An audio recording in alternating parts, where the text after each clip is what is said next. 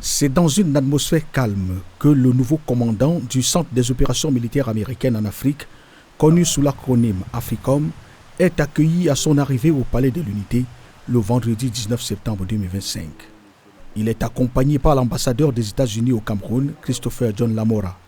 Le général David Anderson est ensuite reçu en audience par le chef de l'État, Paul Biya. Les échanges qui durent 30 minutes portent sur l'état de la coopération bilatérale, les perspectives d'appui logistique et de formation des forces camerounaises, ainsi que sur le partage des renseignements dans les zones sensibles du pays. J'apprécie l'opportunité qui m'est donnée de rencontrer votre président.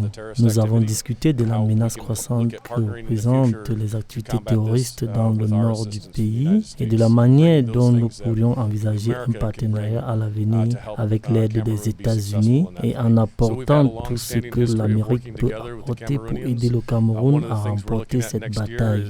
Nous collaborons depuis longtemps avec les Camerounais. L'une des choses que nous envisageons pour l'année prochaine est de co-organiser l'exercice naval à Bongame Express avec le Cameroun. Il s'agit d'une initiative multinationale à laquelle participent de nombreux pays africains aux États-Unis.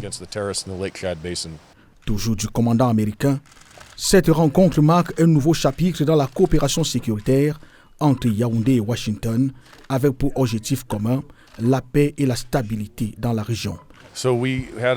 Nous avions donc déjà collaboré avec l'OBI auparavant. En 2019, cette collaboration a été suspendue. D'après ce que j'ai compris, ils ont été très efficaces et sont des combattants très compétents. Nous avons aujourd'hui l'occasion de renouer avec eux et d'étudier les possibilités d'un futur partenariat.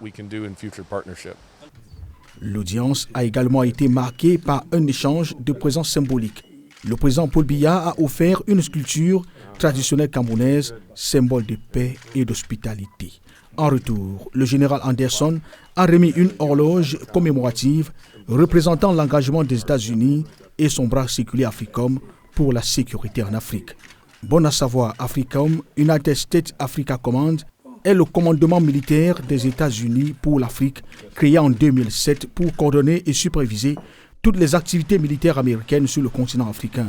Son objectif est d'améliorer la sécurité et la stabilité régionale en collaborant avec les forces armées africaines et les populations locales, notamment par le biais d'exercices militaires conjoints, de formation et de programmes d'aide civile.